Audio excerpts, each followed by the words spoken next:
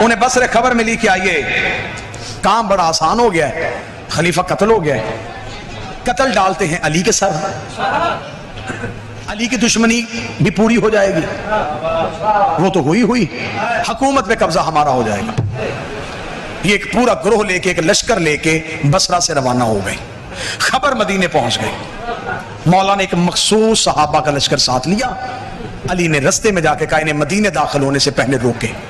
رستے میں ایک میدان میں جا کے دونوں فوجوں کا آمنا سامنا ہو گیا، کیونکہ وہ جو آئی تھی وہ اونٹ پہ بیٹھی ہوئی تھی، اونٹ کو عربی میں جمل کہا جاتا ہے، جس میدان میں جا کے وہ اونٹ رکا اسے کہتے ہیں میدان جمل، جس کی وجہ سے یہ جنگ مشہور ہے، جنگ جمل۔ اب وہاں پہ آ کے اونٹ کھڑا ہو گیا، اونٹ جب کھڑا ہوا تو اس سے پہلے رستے میں ایک لائن میں بھول گیا، میں ایک لمحے کے لیے واپس جاتا ہوں، ایک جگہ پہ گزرتے ہوئے اس اونٹ پہ کتے بھونکے تھے۔ اس بی بی نے طلحہ اور زبیر سے پوچھا یہ کون سی جگہ ہے؟ انہوں نے کہا مقام حواب ہے۔ اس نے لرز کے کہا آدھی رات کو مجھے محمد نے جگا کے کہا تھا جسے مقام حواب کے کتے بھونکے وہ حق پہ نہیں ہو۔ میری بیویوں میں سے ایک بیوی جسے حواب کے کتے بھونکیں گے وہ حق کے خلاف ہو۔ 40 بندوں نے قرآن پہ ہاتھ رکھ کے گواہی دی کہ یہ جگہ حواب نہیں۔ یہ اسلام کی پہلی جھوٹی گواہیاں تھیں، جنہوں نے ہوا پہ جھوٹی گواہیاں دے دی، یہی گواہیاں فتح میں استعمال ہوئی تھی۔ اب آ کے کھڑے ہو گئے، میدان سج گیا، علی ہر صورت کوشش کر رہے تھے کہ جنگ نہ ہو، کیونکہ ان کی سازش تھی کہ علی کے ہاتھوں قتل عام ہو تاکہ ہم علی کی دشمنی میں مزید اضافہ کر سکیں۔ علی چاہتے تھے کہ مزید قتل عام نہ ہو۔ مولا علی نے بس میں بالکل ختم کرنے لگا ہوں، چند چہرے نیند میں آ گئے ہیں تو اب میں بالکل ختم کرنے لگا ہوں، بس بات مکمل کرو سرکار، بسم اللہ۔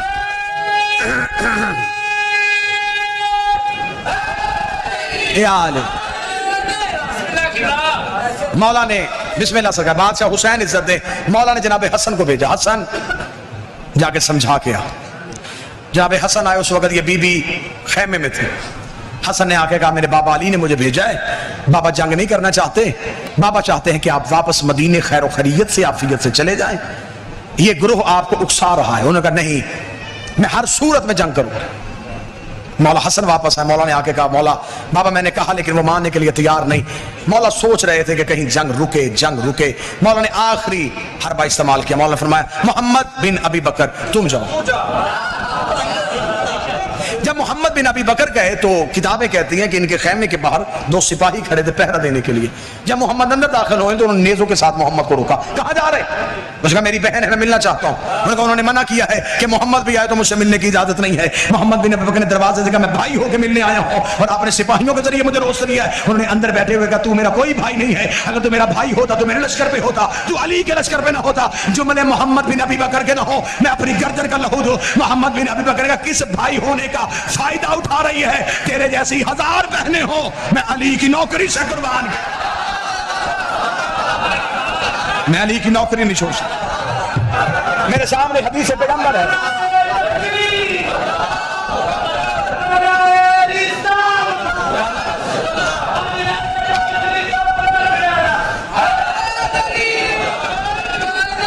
متوجہ صاحب، میں باہر دوں علی کی نوکری سے۔ اس کا پھر محمد واپس جا، محمد بن ابی بکر واپس آ گئے۔ صبح کے وقت اونٹ کو میدان کے بالکل وسط میں لا کے کھڑا کر دیا گیا۔ تاریخ کہتی ہے اونٹ بھی عام اونٹوں جیسا نہیں تھا، اس کا چہرہ ہیبت ناک تھا، نکیلے دانت تھے، لمبا قد تھا۔ اونٹوں میں بھی وحشت ناک اونٹ تھا، جس پہ لا کے اماری رکھی گئی، اماری میں انہیں بٹھایا گیا، ارد گرد حصار گھوڑوں کا باندھا گیا۔ جب مولا علی نے فرمایا سپاہیوں سے کہ حملہ کیا جائے، حملہ کرنے کے لیے جب علی کے نوکر آگے گئے اور صف باندھ کے کھڑے ہوئے کہ کوئی مقابلے پہ آنا چاہے تو آئے، کتابیں کہتی ہیں کہ دوسری طرف سے اب کیا سازش ہوئی؟ وہ سازش نہیں ہوئی، ایک سپاہی ادھر سے آتا، اونٹ کی مہار چومتا اور علی کے نوکروں کی تلوار کے نیچے جا کے اپنی گردن کرتا، گردنیں کٹنی شروع ہو گئیں۔ لوگ رضاکارانہ طور پہ اپنے آپ کو موت کی گھاٹ اتارنا شروع۔ سپاہیوں نے کہا یہ علی لڑے کس سے؟ ہم لڑنے کے لیے تیار ہوتے ہیں، وہ سامنے آ کے گردنیں کر دیتے ہیں. اونٹوں کی کوئی مہار چوم رہا ہے، کوئی اونٹ کے پاؤں چوم رہا ہے. علی نے کھڑے ہو کے فرمایا مجھے اندیشہ ہے جیسے سامری کے بچڑے کی پوجا ہوئی تھی اس اونٹ کی پوجا نہ ہونی شروع ہو جائے. تو مولا پھر اس کا حل کیا ہے؟ مولانا نے فرمایا اس کا حل ہے سپاہی واپس آؤ، تیر انداز نیچے اتر آؤ، واپس آؤ. سارے علی کے پیچھے واپس آئے. مالک اس طرح خیمے سے نکلے. حکم بادشاہ. مالک گھوڑے کی زین پہ تلوار نکال. مالک گھوڑے کی زین پہ بیٹھے. مولا حکم فرمایا اونٹ کی ٹانگ کاٹ کے آ.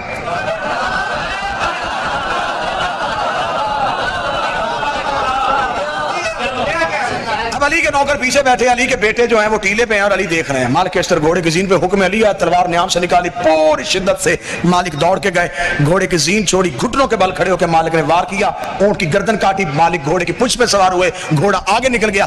پیچھے مڑ کے مالک نے دیکھا 3 اونٹیں، ٹانگوں پہ اونٹ کھڑا ہے. ایک ٹانگ کٹ چکی ہے لیکن اونٹ کھڑا ہے. مالک پھر واپس آگے سے گھوم کے پھر واپس آئے، پوری شدت کے ساتھ دوسرا وار کیا، دوسری ٹانگ کٹ گئی، 2 ٹانگیں اونٹ کھڑے.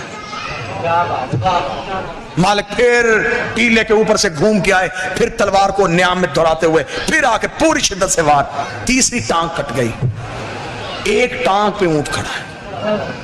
جب ایک ٹانگ پہ کھڑا اونٹ دیکھا تو ادھر والے لشکر میں شور مچ گیا. حق ہمارے ساتھ ہے، اللہ ہمارے ساتھ ہے.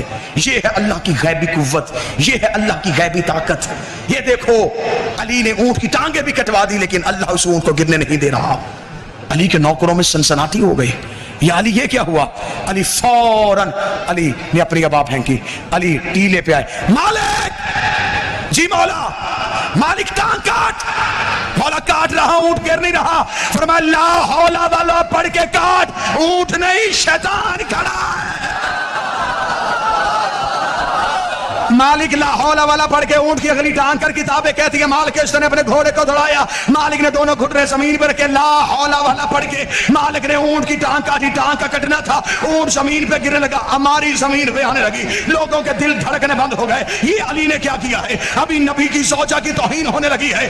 ابھی ہماری اونٹ کی پوچھ سے زمین پہ آئی نہیں تھی. یہ علی کی پوچھ کے پیچھے سے ایک بجلی کی تیزی سے جوان پوری طاقت کے ساتھ گھوڑا دوڑا کے بھاگا. اس نے ہماری زمین پہ آنے سے پہلے ہودج کے اندر ہاتھ ڈالا، انہیں اٹھا کے گھوڑے کے پوچھ میں بٹھایا. اس نے پیچھے سے آواز ہکے گا، ہائے کیا کیا علی نے؟ نبی کی زوجہ کو غیر کا ہاتھ لگ گیا. اس نے نقاب ہٹا کر چپ، تیرا بھائی محمد بھی نبی بکا رہا.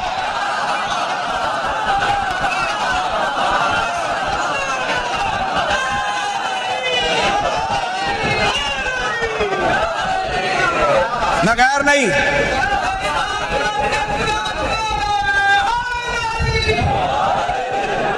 تیرا بھائی محمد. بادشاہ حسین عزت دے جس نے 45 منٹ میرا ساتھ دیا، اگلی صدر بھی اسی بندے کے لیے. بادشاہ حسین عزت دے، شہزادی کون ہے؟ تیرا بھائی محمد بن عباس. اب جس جملے کے لیے جی پوری محنت کی ہے نا جی، جملہ نہیں پڑھنے لگا، میں دلیلوں کے سر کاٹنے لگا. ایک لمحے کے لیے کوٹ شاہاں اپنی سماعتیں مجھے ادھار دے دے، اگلے لمحے میں یوں اپنے آپ کو عرش پہ ہلکا محسوس کرو گے. یا جب محمد کی آواز آئی، دوبارہ آ کے خیمے میں بٹھایا گیا. علی خود اپنے بیٹوں کے ساتھ گفتگو کرنے کے لیے خیمے کے باہر آئے. علی نے فرمایا میں نے پہلے حسن کو بھیجا، پھر میں نے محمد بن ابی بکر کو بھیجا. میں نے بار بار کوشش کی کہ آپ واپس چلی جائیں لیکن آپ نے اپنی نسبت کا خیال نہیں کیا. مجھے رسول کی نسبت بڑی عزیز تھی. انہوں نے خیمے کے اندر بیٹھے ہوئے کہا کاش علی تو میری نسبت کو سمجھ آتا، میں مدینے جا کے لوگوں کو بتاؤں گی تو نے رسول کی زوجہ کے ساتھ یہ سلوک کیا. اتنا کہنا تھا. علی نے خیمے کے باہر سے آواز دے کے کہا دوبارہ یہ فخر علی کے سامنے نہ کرنا، رسول کی زوجہ تھی ہے نہیں، تھی ہے نہیں. اتنا جملہ کہنا تو نے کہا کس طرح نسبت سے محروم کر سکتا ہے؟ علی نے فرمایا مجھے محمد نے اپنا نفس کہا ہے، میں نفس محمد ہونے کے تحت آج سے آپ کو نکاح سے خارج کر.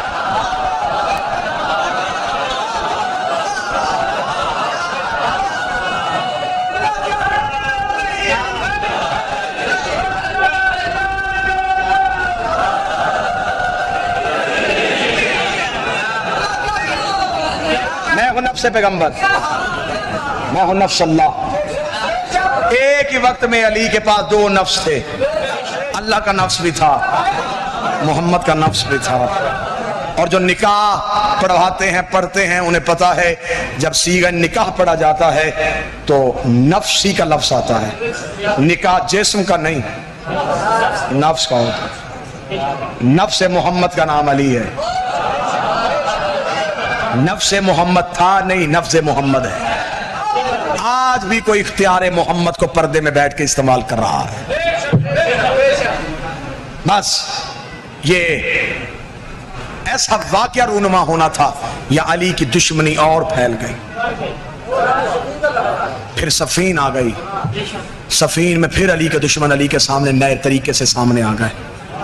जमल और सफीन की लड़ाई का बदला लेने की खातर शाम से जहर मदीन कूफे भिजवाई गई। कूफे में कतामा नामी औरत को तैयार किया गया। यमन से एक बंदे को खरीदा गया जिसका नाम अब्दुर्रहमान था, उसे कूफे भेजा गया।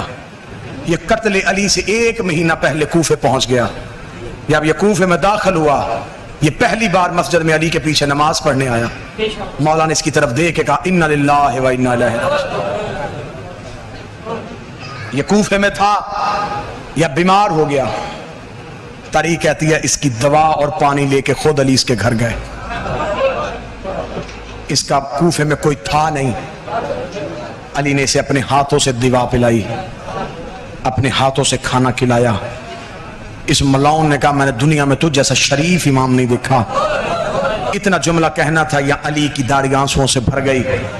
इसने कहा या अली आप रोए क्यों हैं? अली ने फरमाया एक तरफ मेरी इमामत की तारीफें करता है, मेरी बेटियों को यतीम करना चाहता है।